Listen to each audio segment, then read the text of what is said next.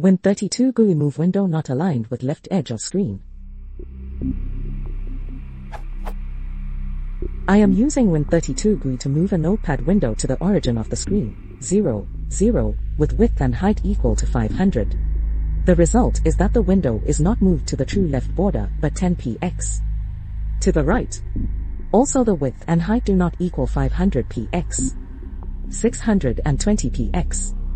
Instead, I am using the following code to produce my results.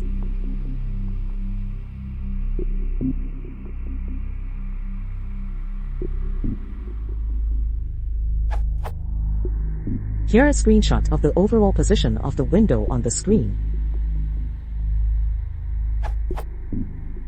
And here a picture of image.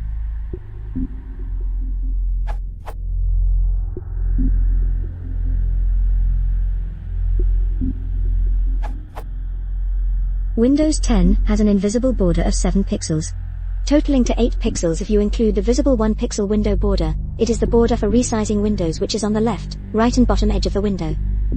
Notice how the resizing cursor reacts with the top edge. There is no invisible border there.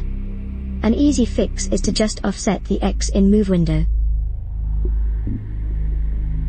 or make a new function to do that.